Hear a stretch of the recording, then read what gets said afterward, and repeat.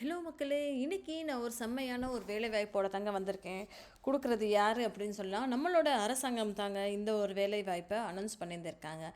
என்ன ரோல் என்ன அப்படின்றது டீட்டெயில்டாக இந்த வீடியோ ஃபுல்லாமே ஸ்கிப் பண்ணாமல் பாருங்கள், சரிங்களா? சென்ட்ரல் இண்டஸ்ட்ரியல் செக்யூரிட்டி ஃபோர்ஸ், அதாவது சிஐஎஸ்எஃப்னு சொல்கிறாங்க இல்லையா? ஸோ அவங்க தான் இப்போதைக்கு வேலைக்கு ஆட்களை எடுத்துகிட்டு இருக்காங்க. அதுவும் என்ன ரோலுக்கு அப்படின்னு சொல்லி பார்த்தோன்னா, கான்ஸ்டபிளுக்கு driver and constable, driver cum pump operator அப்படின்ற ஒரு ரோலுக்கு தாங்க இப்போதைக்கு ஆட்களை எடுத்துகிட்டு இருக்காங்க, சரிங்களா?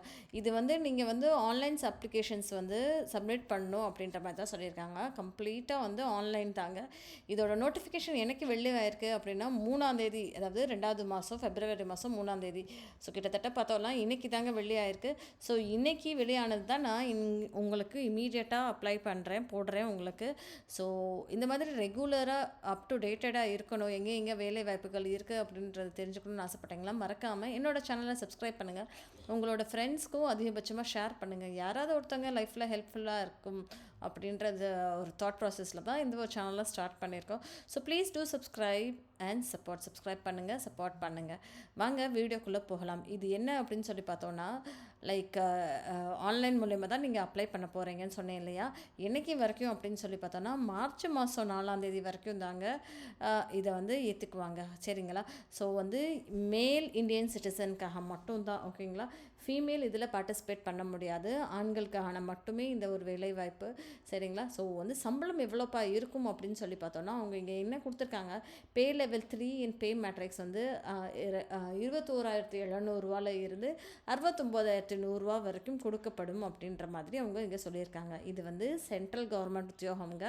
ப்ளஸ் இதில் இன்னொரு ஒரு ஆடட் பெனிஃபிட் என்ன அப்படின்னு சொல்லி பார்த்தோன்னா, டிஃபைன் கான்ட்ரிபியூட்டரி பென்ஷன் சிஸ்டம் சொல்கிறாங்க இல்லையா, என்பிஎஸ். அந்த என்பிஎஸ் கீழே உங்களுக்கு பென்ஷன் வழங்கப்படும் அப்படின்றதையுமே அவங்க வந்து தெளிவாகவே இங்கே சொல்லியிருந்திருக்காங்க.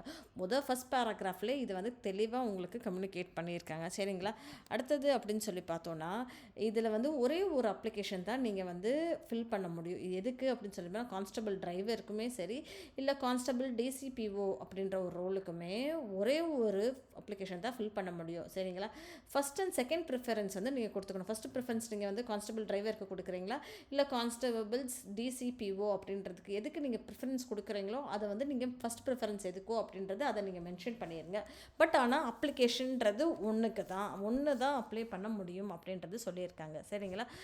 ஸோ நீங்கள் வந்து அப்ளிகேஷன் ஃபைல் சப்மிட் பண்ணுறப்போ என்ன சாய்ஸ் நீங்கள் கொடுத்துருக்கீங்களோ அதுதான் உங்களுக்கான ப்ரையாரிட்டியாக இருக்கும் அப்படின்றது சொல்லியிருக்காங்க, சரிங்களா? அடுத்தது வந்து ஆன்லைன் மூலயமா தான் இது வந்து சப்மிட் பண்ணுற மாதிரி இருக்கும். அண்ட் இந்த ரிட்டன் டெஸ்ட் எல்லாம் எதுவுமே கிடையாதுங்க. ஃபிசிக்கல் எக்ஸாமினேஷன் இருக்குது. ரெக்ரூட்மெண்ட் ப்ராசஸ் வந்து ஃபிசிக்கல் எஃபிஷியன்சி டெஸ்ட் இருக்கும். அதுக்கப்புறம் வந்து பிஎஸ்டி அப்படின்ற ஒரு டெஸ்ட் இருக்கும், அதாவது ஃபிசிக்கல் ஸ்டாண்டர்ட் டெஸ்ட். அதுக்கப்புறம் டாக்குமெண்டேஷன், அதுக்கப்புறம் trade test, return examination, medical examination. இது தாங்க கண்டக்ட் பண்ணுவோம் அப்படின்ற மாதிரி அவங்க சொல்லியிருக்காங்க, சரிங்களா? ரிட்டன் எக்ஸாமினேஷன் இருக்கும். அந்த ரிட்டன் எக்ஸாமினேஷன் எப்படி இருக்குன்னா, ஓஎம்ஆர் பேஸில் தான் இருக்கும். கம்ப்யூட்டர் பேஸ்டு டெஸ்ட்டு தாங்க, சிபிடி மோடில் தான் இருக்கும் அப்படின்ற மாதிரி சொல்லியிருக்காங்க. இது வந்து ஹிந்தியில் இருக்கும், இல்லைன்னா இங்கிலீஷில் தான் இருக்கும் அப்படின்ற மாதிரி அவங்க சொல்லியிருக்காங்க, சரிங்களா? வெரிஃபிகேஷன் வந்து உங்களுக்கு டாக்குமெண்ட்ஸ் எல்லாமே வெரிஃபை பண்ணுவாங்க. பிஇடி பிஎஸ்டி மூலமா டாக்குமெண்ட்ஸ் எல்லாம் வெரிஃபிகேஷன் நடக்கும். ரெக்ரூட்மெண்ட் வந்து த்ரூ அவுட் இந்தியா நடக்குதுங்க, சரிங்களா? ஸோ ஃபைனல் ரிசல்ட் வந்துமே பெர்ஃபார்மன்ஸ் வந்து உங்களோட ரிட்டன் எக்ஸாம் பேஸ் பண்ணியும், உங்களோட ஃபிசிக்கல் ஸ்டாண்டர்ட் டெஸ்ட்டை பேஸ் பண்ணி, ஃபிசிக்கல் எஃபிஷியன்சி டெஸ்ட்டு, டாக்குமெண்டேஷனை, ட்ரேட் டெஸ்ட்டு, இது எல்லாமே பேஸ் பண்ணி நடக்கும் அப்படின்ற மாதிரி அவங்க சொல்லியிருக்காங்க.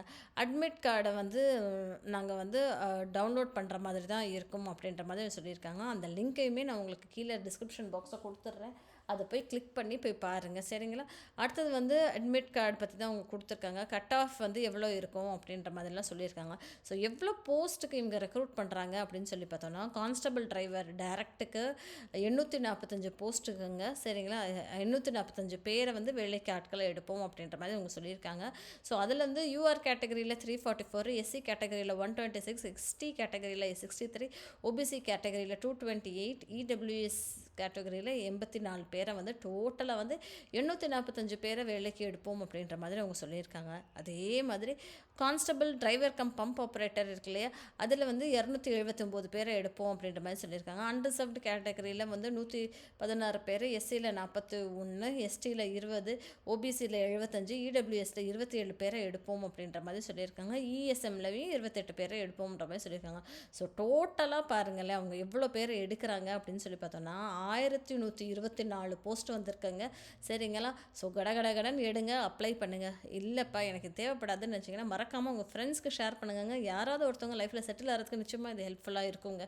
பிகாஸ் 1124 போஸ்ட்டுன்றது வந்து நம்பர் ஆஃப் பீப்புளை வந்து நிறைய பேர் எடுக்கிறாங்க. அதனால் நமக்கான நேரம் இதுதான் அப்படின்ற மாதிரி நினச்சிக்கோங்க. அதுக்கப்புறம் வந்து இது வந்து நீங்கள் ஃபில் பண்ணுறப்பையும் உங்களோட ஆதார் நம்பரு, உங்களோட டிரைவிங் லைசன்ஸு, ஓட்டர் ஐடி இதெல்லாமே எடுத்து வச்சுக்கோங்க. பேன் கார்டு இது எல்லாமே எடுத்து வச்சுக்கோங்க. ஏன்னா நீங்கள் கேஸ்ட் சர்டிஃபிகேட்டோடு தான் இங்கே வந்து எல்லாமே கொடுக்குற மாதிரி இருக்கும். அதுக்கப்புறம் தான் இந்த டெஸ்ட் டீட்டெயில்ஸும் இங்கே அவங்க கொடுத்துருக்காங்க. பிஇடி டெஸ்ட் இருக்கும், ரிட்டன் எக்ஸாமினேஷன் இருக்கும், டீட்டெயில்டாக மெடிக்கல் எக்ஸாமினேஷன்ஸ் கண்டக்ட் பண்ணுவாங்க. சரிங்களா? அதுக்கப்புறம் க்ரைட்டீரியா என்ன அப்படின்னு சொல்லி பார்த்தோன்னா, வயது வரம்பு அப்படின்னு சொல்லி பார்த்தோன்னா 21லேருந்து 27 வயசு தாங்க இருக்கணும் அப்படின்ற மாதிரி சொல்லியிருக்காங்க. ஆன்லைன் அப்ளிகேஷன் மட்டும்தான். அப்பர் ஏஜ் லிமிட் வந்து 40 வரைக்கும் கூட இருக்கலாம். இந்த case of EWS and OBC category அப்படின்ற மாதிரி சொல்லியிருக்காங்க. அதே மாதிரி வந்து 45 இயர்ஸாக இருக்கலாம். எப்போ வந்து எஸ்சி எஸ்டி கேட்டகரியில் வரவங்களுக்கு எல்லாத்துக்குமே 45 வயசு வரைக்கும் இருக்கலாம் அப்படின்ற மாதிரி சொல்லியிருக்காங்க. 3 இயர்ஸ் கண்டினியூஸ் சர்வீஸும் இருக்கணும் அப்படின்ற மாதிரி அவங்க சொல்லியிருக்காங்க. சரிங்களா? அவ்வளோதாங்க. இதை தான் இன்றைக்கி எஜுகேஷனல் குவாலிஃபிகேஷன் என்ன படிச்சிருக்கணும் அப்படின்னு சொல்லி பார்த்தோன்னா, நீங்கள் 10th முடிச்சிருந்தாலே போதுன்ற மாதிரி தான் அவங்க சொல்லியிருக்காங்க. இங்கே பாருங்கள், 10th முடிச்சிருந்தா போதும். மெட்ரிகுலேஷன் ஒரு equivalent qualification from recognised board முடிச்சிருக்கணும், 10th முடிச்சிருக்கணும் தான் எதிர்பார்க்குறாங்க. டிரைவிங் லைசன்ஸ் வந்து வேணும் அப்படின்ற மாதிரி சொல்லியிருக்காங்க. Heavy motor vehicle, light motor vehicle, ஒரு மோட்டார் சைக்கிள் வித் கியர் இது இருந்தாலே நல்லா இருக்கும் அப்படின்ற மாதிரியும் அவங்க ஃபீல் பண்ணுறாங்க. பிகாஸ் டிரைவருக்கு நீங்கள் அப்ளை பண்ணுறப்போ உங்களுக்கு இதெல்லாம் தேவைப்படும் இல்லையா? ஸோ இந்த ஒரு 3ல் ஏதாவது ஒன்று இருந்தால் பெட்டராக இருக்கும் அப்படின்ற மாதிரி சொல்கிறாங்க. எக்ஸ்பீரியன்ஸ் வந்து ஹெவி மோட்டாரில் வந்து உங்களுக்கு ஒரு 3 வருஷம் எக்ஸ்பீரியன்ஸ் இருந்தால் பெட்டராக இருக்கும்ன்ற மாதிரி சொல்லியிருக்காங்க. ஃபிசிக்கல் ஸ்டாண்டர்ட்ஸ் என்ன சொல்லியிருக்காங்க அப்படின்னு சொல்லி பார்த்தோன்னா, இடபிள்யூஎஸ் எஸ்சி ஓபிசி கேட்டகரியில் வந்து ஹைட் வந்து 167, செஸ்ட் வந்து மினிமம் 80 சென்டிமீட்டர்ஸ் இருக்கணும் அப்படின்ற மாதிரி எதிர்பார்க்குறாங்க. சரிங்களா?